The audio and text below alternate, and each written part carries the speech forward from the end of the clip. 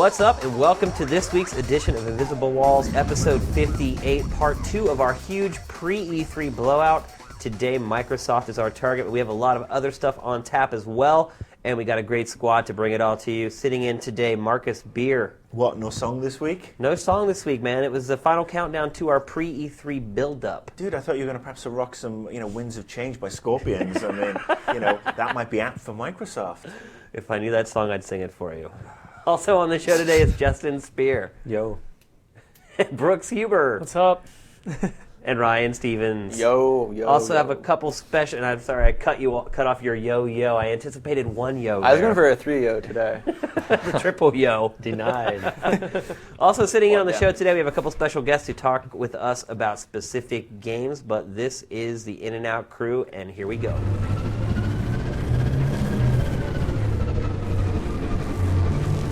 Daniel Mason, you are under arrest. Surrender or we will open fire. Alex, run! Run!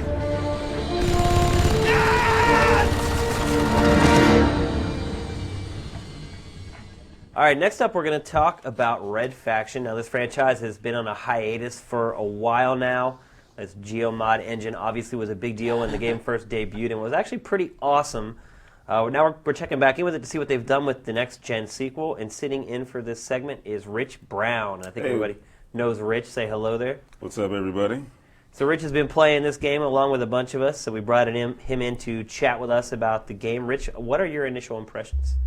Multiplayer is fun. Really? The multiplayer was extreme fun, and I had a blast. Now, how do they tie in the whole destructible environments thing into multiplayer?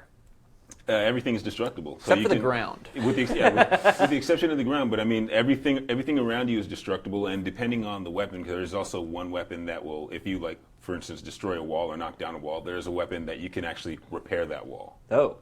And how does that work? Do you see all the blocks magically fly back up and get into place? Kind of. It's pretty much Like a honeycomb sort of like visual effect kind of filtering in on there. Yeah, like there's the nano rifle. You can use the nano rifle and it literally just disintegrates everything. And then this gun, I don't remember the name of it, but it has the opposite effect. Yeah, people weren't using it that much. There's more people who were into just blowing up. Right. So. Now, are there any modes in the multiplayer built specifically around destruction? Is there a mode that's just like who can blow up the most and destroy the most? A couple modes. What was that? Yeah, there was a Wrecking Crew. Well, Wrecking Crew is like their party mode, where it's basically you can like hot seat it on a couch and just see who can do the most damage in like a set amount of time. So it's just like one a bonus person at a mode. time with like a leaderboard. Yeah, it's pretty cool though. Pretty simple but addictive, which is kind of how I feel about the whole game for the most part. But no, I mean, it was really easy to jump into and stuff. And then there's a mode where basically each side has like a base, and you just try to destroy the other person's base as much as possible. So those points, you could almost think of it as like collateral damage. Yeah, it's like kind destroy the base, or there's different capture points that you want to control the board and then go after their base or something. Now, is there any kind of a shield mechanic you can use on the base for defensive purposes, or is it just like who knocks down the other one first? You can use that repair item. Yeah. But yeah, I didn't really see anything that was protective. Mm-mm. But they got like over 10 maps, like 5 or 6 game modes. Most game modes can be played on almost every map, et cetera, et cetera. So it's pretty cool. The best thing is that it's just customization.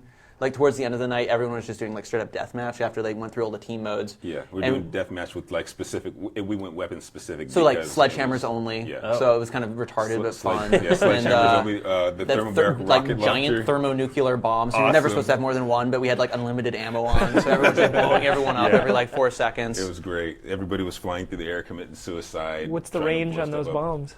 Across the map. Yeah, all the way across the map. Well, how does that work? You drop one, everyone's dead, right? It's got a huge radius. Like people were getting like 4 or 5 kills with one, but it's not like actually like dropping a nuke or anything. But it does have a nice explosive radius. It kind of reminded me of Turok 1 on the N64 with like those crazy weapons. Yeah. They're like this would never work, but somehow they made it work. But yeah, no, the multiplayer really fun just with the customization and the maps, and they don't put you in any cramped indoor stuff, so it's always you can kind of get around stuff, and the backpacks work pretty well with like the jetpack is a little confusing to fly around. Yeah, the jetpack is a little confusing. What I liked was the Rhino Rhino is funny. It basically turns you into the juggernaut. You can just crush through walls and run over knock people. people out of the way. And a lot of people were using this combo where they'd like run at you with the Rhino, and if you were within that, if the person they were running at was close enough, you would just go flying. And then if you didn't fall off a cliff, if you just landed, the person with the Rhino would then switch to the hammer and just Finish you off. Pretty much. Yeah, it was total fun. And they have a rewarding metagame where everyone you kill gives you some XP. If you do like team objectives, you get XP. And there's 125 things to unlock. What are those? What do those entail?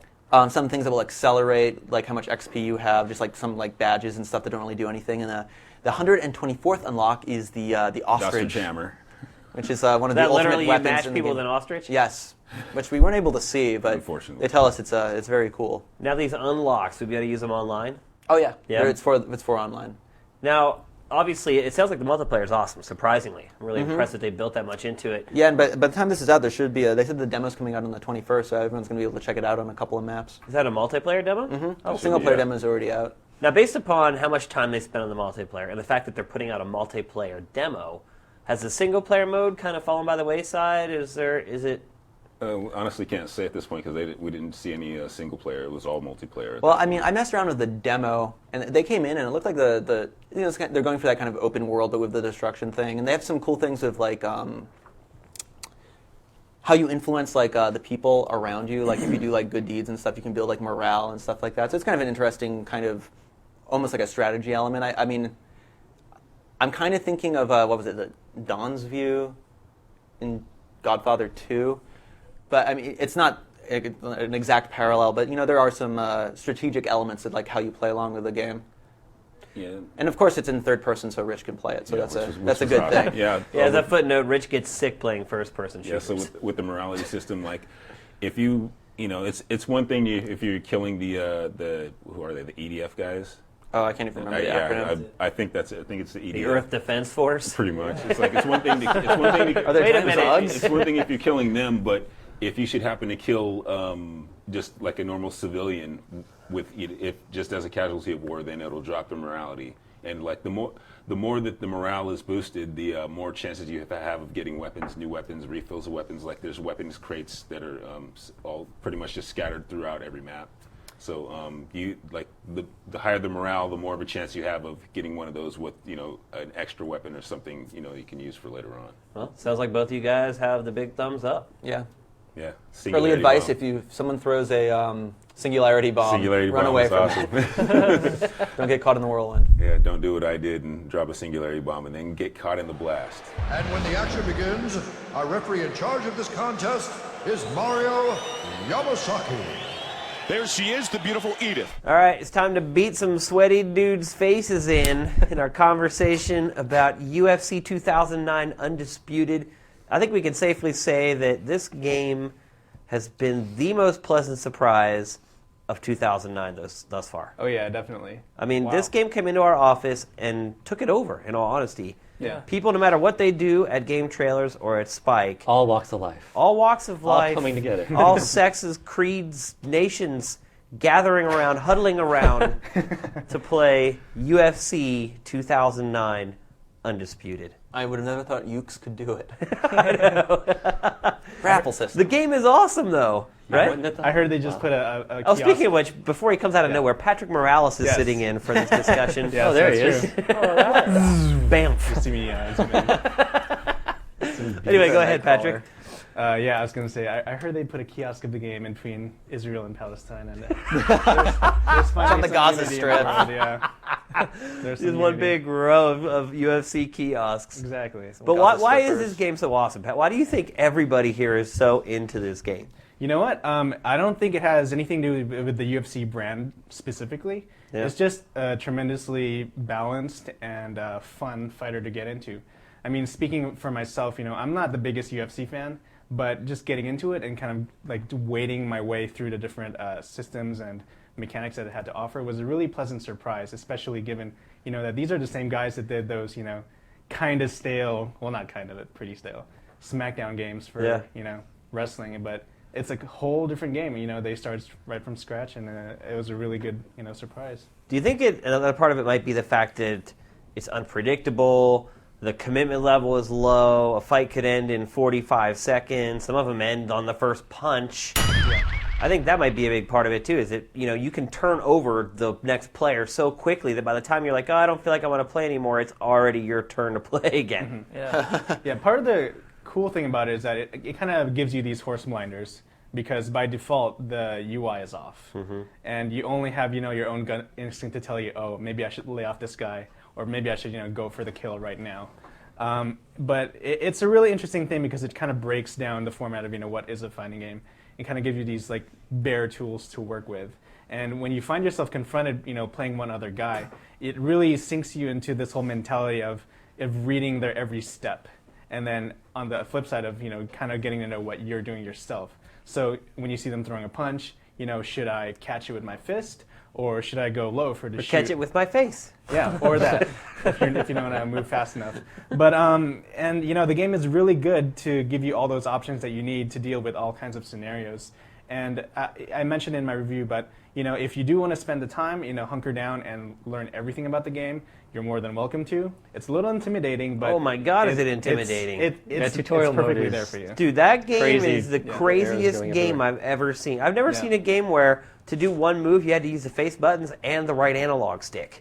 That, you got one thumb there. I don't know. Yeah, you kind of have to stagger them next to each other, but it does introduce some pretty complicated things. And once you get on the ground, I Yeah, felt it's like lots of it's a modifier completely different. buttons. It's a completely different game once you're on the ground. Yeah, the ground game is incredibly thick. With just how many different ways you could go about it. Reversals and all Yeah. the different mounts you can do, and trying to reverse those mounts based upon the position. It's crazy. And it's a little quicker than the actual real UFC where, I know you like UFC a lot, Shane, but the ground game's a little boring. Oh yeah, In people who don't like UFC. MMA watching two dudes lay on top of each other for And 20 when you're minutes. investing lot of in hugging. yourself, you're Yeah. like, that's me on the ground. Oh God, come on, get up. Right. You're getting your face pounded in. But it doesn't. He's right though. Ryan's right. It doesn't last as long. No matter what, you're never laying on the. I mean, some UFC matches, in all honesty, Yeah. they'll lay there for 10 minutes. It's like Yeah. hugging. And the As long anime- as they're acting like they're trying to do something, it's allowed. They won't make them stand up. But in this game, that rarely ever happens. And the animation is so fluid when they go Oh, from yeah. one position to It's another. It's just incredibly great to nice watch. looking. Yeah.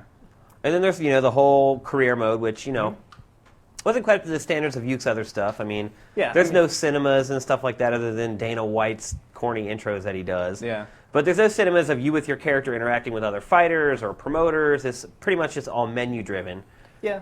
I mean, the career mode won't really surprise you if you're familiar with, how Yuke's has gone about it in past wrestling games. But again, they are pretty good with streamlining it and making it a little bit, quicker in and out of fights. Oh, it's still So, addictive as yeah. hell. There's no doubt about it. Like, there's so many different ways you can improve your fighter's abilities, and you can kind of choose which way you want. You can really improve in one discipline. If you want to be a Muay Thai guy, you can really just hunker down and go for that. Or if you want to make sure that you're nice and diverse so you can handle any opponent that comes at you, you can spread out your training across all the disciplines. I think I really felt after a while that the character that I created was a reflection of what type of an MMA fighter I would be if I had the balls to be one, which I don't. A little old maybe for MMA as well. But overall, and even people that aren't into MMA have been enjoying this game. Like you, you're like not a me. big MMA guy, and you. I don't think loved it anyone too. really is. Other than yourself around the office, you, Bobby. But most of the people are just like, hey. Yeah, beating it's just a people fun up. fighting game. Yeah. I think when Patrick hit the nail on the head, though, and you too with like the single punch, is what I hated so much. Wrestling games are always kind of fun, but matches would last like It's a battle of attrition. 40 minutes. Like that stamina bar was just like, oh my god. I'm going after the knee again. and you never, you never got a pin until the stamina bar was down. Here you can get that perfect, knockout punch. The UI black box is fantastic. You don't see anything. I almost wish that the timer wasn't there. Yeah. Sometimes just watching these matches. Well, I think another thing is the distance. It's a big part of it. Like making yeah. sure that you get your opponent at the optimal distance for your punches and your kicks, because if you do, they land with so much more force. Yeah. Also submission. Yeah. Breaking bones. Yeah, submissions help too. And something I actually didn't put in the review, but I really should have, was that it has an incredibly smart camera system. Yeah. Because it has these 3 tiers that show, when you're far away, when you're close, and when you're in your clinching position. And that really does help not only in just presenting the game as a whole, but also telling you when you can do a specific move. So that was another nice touch that you dropped in there. Now, we gave this game a lower score than Street Fighter 4. Which is a better game? Well, in these kinds of situations, it's just all about preference. But I'd say they're both equally fun in their own at what they're both trying to get at. I mean, if you look at the modes and options in Street Fighter, Yeah. and you look at what you get with UFC, How about if you buy a $160 arcade stick? Kind of may taint your experience a little bit. that's true, it might. I But think the big difference for me, I think, is just, I mean, Street Fighter feels really great fighting. When you do cool stuff, you feel like you did cool stuff. But here, you just feel like you are wailing on a guy and freaking just beating the hell out of him. You just really feel that. there are some moments playing this I mean, game. Street Fighter, I mean, you get a nice loud sound for the hit, but in this, you're like, oh man. Yeah. If it's happening to you, you just feel bad. You feel like someone's doing something. A lot to more you. shouting goes on. Once Getting you messed up. once you land that punch that rocks them, and you see that black and white like haze effect, and you see them kind of stumble down on the ground. Don't and you you're- feel that killer instinct? it's like, like, I'm oh, going to get him. Another person right next to you is like, oh, Oh, yeah. and you can feel that, like their fear. You know? But you and get just that go killer after 'em. instinct Yeah, inside you yourself. do, Like, yeah. I'm going in and I'm taking him out. Oh yeah. When you're standing over a killer guy, just raining down the punches. Yeah, you don't get it in Street So, Fighter. so I guess the question is, Yeah. though, UFC versus Fight Night Round 4. Yeah. In a couple. Well, Fight Night, I does look mean, really cool. is just boxing, so that's a Fight tough Night, Fight Night's physics, though, were like that is. They both they're have the doing glancing really impressive blows stuff with thing. physics. I Yeah. mean, so It's going to be interesting. They're definitely different, but there's some similarities. There have been some moments watching people play UFC and me playing UFC that literally almost turned my stomach. Because for whatever reason, the game lets you just pound the shit out of people way longer than you should be able to. Like, they're knocked they're still unconscious. okay. They haven't Seriously, tapped out. So. the guy's unconscious, and you can punch him another like 10 times in the face and just watch his head just like flat back. It's like It's your I've gotten reward in for about getting that 4 far. after the knockout, but it's burly, dude. Oh yeah. Sometimes the people just will not. Yeah. It's one of those games where people who don't play games, if they would casually walk in the room and just catch that glimpse, they would look at you like you were the most depraved person on the face of the earth. Maybe not as bad as Manhunt. Yeah, not as Like bad your as girlfriend's gonna break up with you. It's like, Yeah. But I think if like your sympathetic mom or your, girlfriend. and in fact, kids, if you get this game, try to keep it away from your parents because I think if they see you playing it, they'll take it away.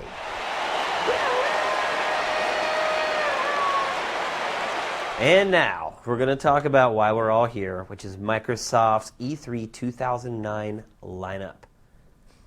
I hear crickets. The mystery lineup. Probably because The they don't know all mystery, the the mystery is the appealing part, I guess. Did you bring your Magic 8 Ball? I didn't. But I think we can make some guesstimates. Brooke, show us your Magic 8 Balls.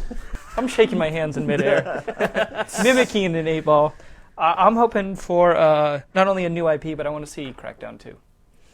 I'm with you on that one. I would love to see some Crackdown 2. I really They like still that own the game. property rights to the Crackdown series, and despite the fact that developers kind of moved on, they're doing their own things. I think I'm the only There's person in the talk office about- that really did not give 2 squirts of piss about Crackdown. I play like it. getting agility orbs. I gave about half a square. That made me feel like a Mario game. That's really all I did. I went and I got a bunch of agility orbs. I'm like, yeah, I can jump But- high, and I never went back and touched See, it. they makes could, a good they sound, could though, when you pick improve them on up. all Yeah. those little I annoyances mean, and it was transition as into pure something. gameplay. Yeah, it was probably about a 7 out of 10. But there's a fun factor of bouncing around, blowing lots and lots of up, doing crazy stuff with the physics.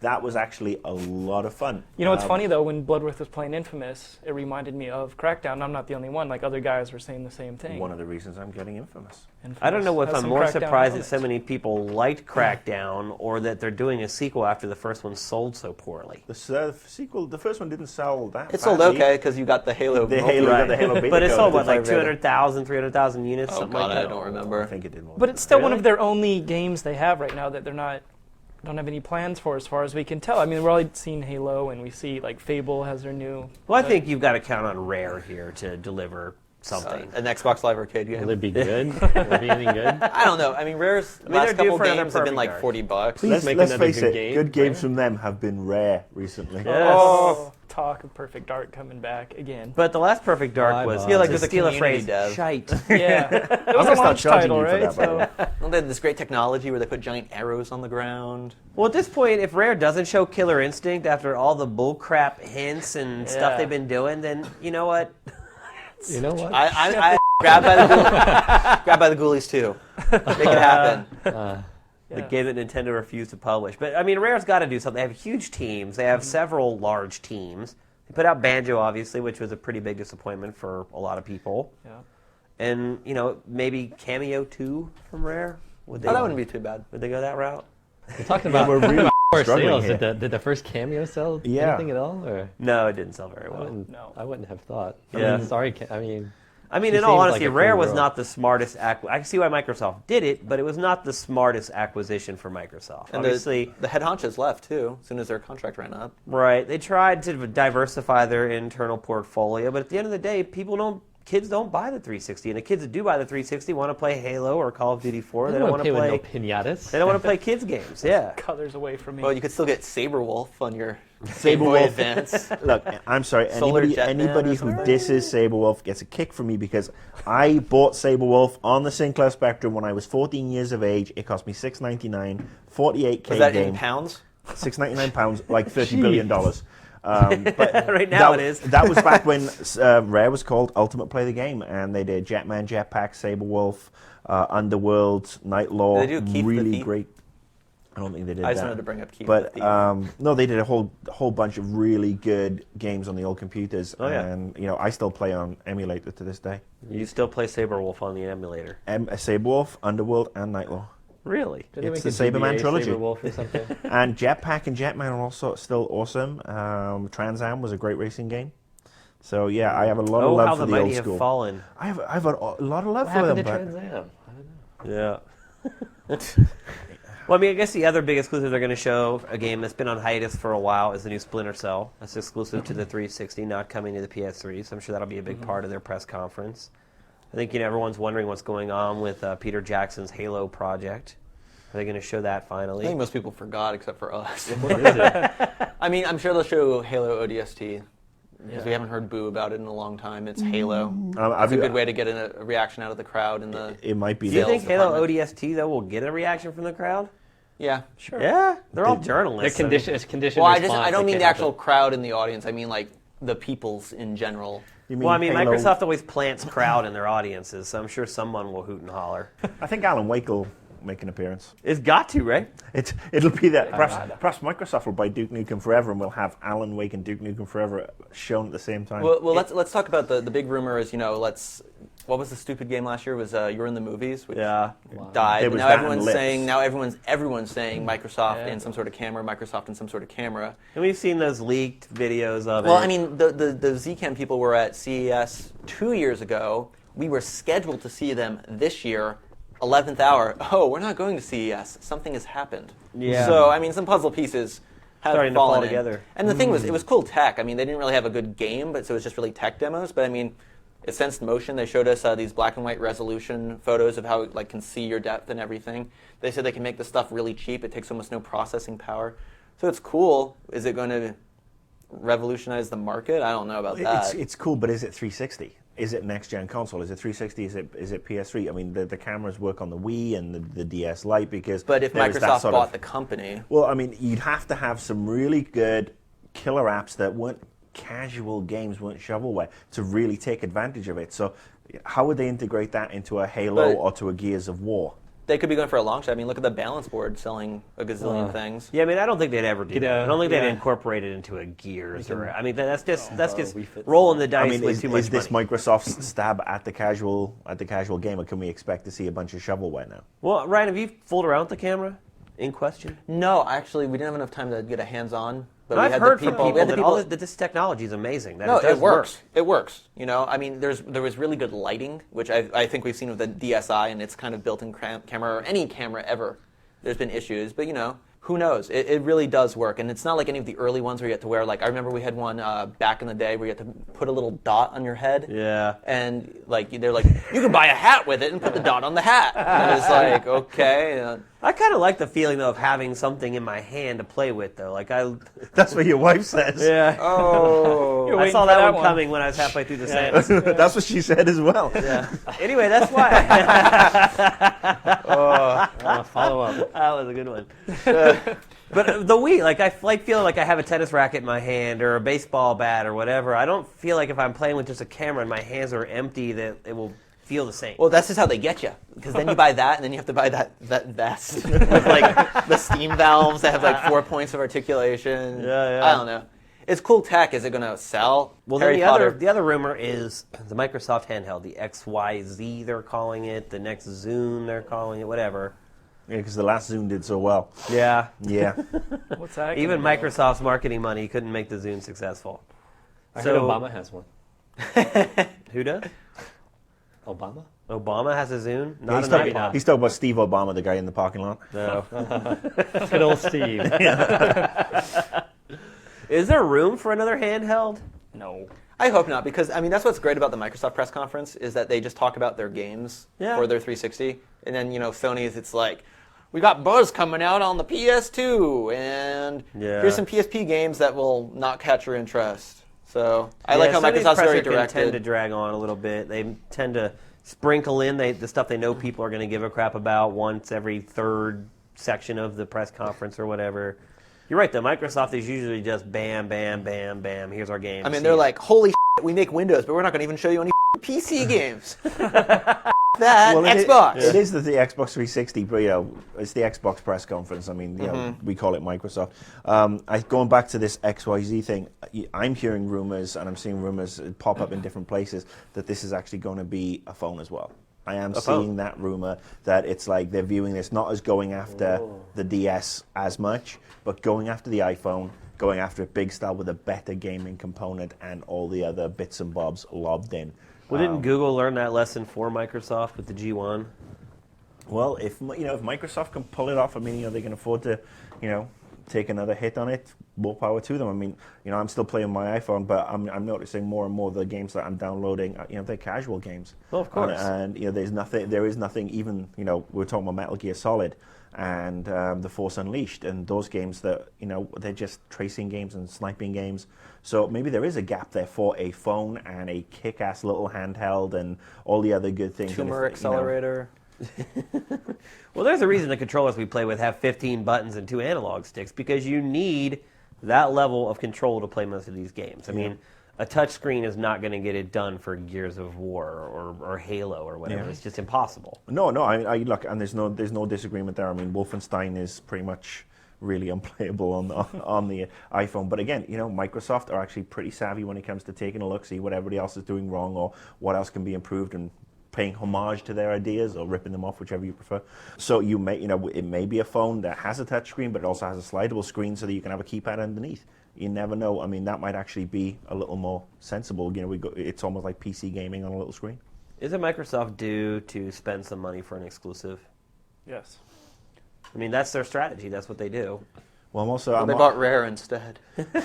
You're right. I'm also hearing that there's obviously this big announcement from Rockstar come E3 about the new GTA DLC. Yeah. Now, that might be something that comes out at the E3 press conference and for Microsoft, where it's like, okay, following Lost and Damned doing so well, boom, we've slapped out another 50 million or whatever, 50 Well, grand or whatever. when they paid that 50 million, that's actually for the first 2 installments. Oh, so there you the go. DLC. So that'll be a big announcement for them. Then that'll be the new DLC. If it would be the 3rd installment, then that would be news. They're already locked down for the first 2, so. Well, I think we can expect to see the second one revealed then at the press conference. Yeah, they might show it. Although Rockstar told me they're not coming to E3 in an official capacity, but that means maybe they could just slide into the press conference and get up out of there. Yeah, they don't need to. But at this point, I mean, I think Microsoft needs to make some huge announcements. Oh, and they will. Nice. I mean, they've been saying. I mean, we're sitting here right now, and we're like, what are we going to see? Can we make handhelds and cameras? Let's make some. All right, Sony lost $1 billion last year. Microsoft is going to buy them, and we're going to get the PS Xbox. The Plox. the Xbox. The Plox. That sounds like the worst disease ever. Every Xbox you buy comes with 2 free Zunes. And a stripper. And a stripper. That's what they're going to use the motion control for. I may not get Wii stripper, but I might get 360 stripper. Yeah. 360 strippers. So I guess it's time to go around the horn, get the letter grade hype level. We already did it for Nintendo. What's your letter grade for Microsoft, Marcus? All right, I give Nintendo a D because I just don't expect anything from them. But I know I'll get howls of Xbot from people, but I'm going to go for a B+. B+. Because Microsoft have always come with something really cool. Even last year, where it was a tad disappointing for me, where they saved the last thing till Final Fantasy 365, which leaves me cold. I am expecting for them to announce a couple of big Q4 announcements. There's got to be a couple of big Q4 games coming, and I'm not talking about Halo ODST. I'm talking about maybe a new Halo or something really cool is going to come out in left field. They're too savvy not to do it. Well, they could also lean on the third-party stuff that they have. Obviously, every big third-party game is going to be released for the 360. But yeah, I mean, it's kind of hard for them to not release one big Q4 game. Oh, well, they've got to deliver, especially when the PS3 has such a stellar lineup for fourth quarter this year. They're going to have to answer. Justin. Because they give Microsoft a flat B. Yeah. It's definitely, I mean, I'm definitely expecting to see something worthwhile. I'm hoping for, hope for surprises. I don't really have anything, but I'm an optimist. I also like to complain afterwards. I'll be like, man, I thought they were going to show something and they didn't. So that'll set me up perfectly. All right. Brooks, what about I'm you? going to give them a B as well. Wow. Yeah. I think the door's wide open. They have nothing to do but surprise us with something great. Bring through the Trojan horse. Yep. Or Steve? Go ahead. A+. I'm taking points away from Sony because I love Microsoft so much. And just And the fan forums explode. No, A- because I've dealt with Microsoft a lot in 2009, and they've had not a lot to deal with because they keep saying just wait for E3, just wait for E3, and who knows? Maybe it's been like it's going to be like 5 years soon. Maybe we'll see the Xbox 420. That would actually, I think, Wouldn't that it be steal the show. 420. That was a pod joke for the kids. And I'm going to give them, I hate to go along with the crowd because I rarely ever do, but I think I have to agree with the B+, the A-. Microsoft hasn't shown diddly squat for a year, honestly. I mean, it's been that long. They have to have something great. I think Rare has to have a couple games to show. I think, they're, like I said earlier, I think they're going to have to dip into the coffers a little bit and spend some money for some exclusive content with third parties. And there's got to be something first party besides Halo ODST. There just has to.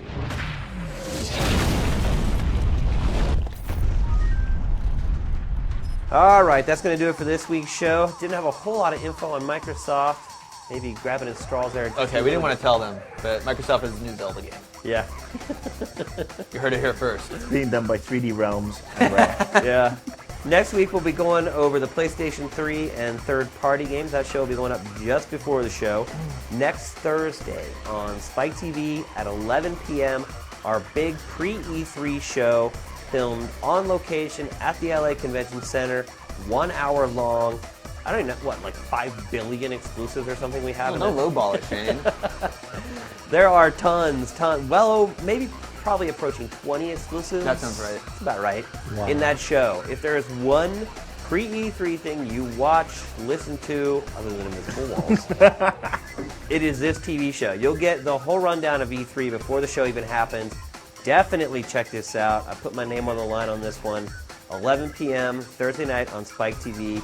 You won't regret it. And if you do, email us, let us know, and Shane will wear a dress to E3. No. Please be sure to go on Facebook and hook up with us. We're working on some really cool stuff along those lines. It'll make it a lot easier for you guys. Right now we have a cool group on Facebook. Try to join there. Also hop on Twitter, say hello there, and listen to us tweet. Until next week, Invisible Walls. Ow!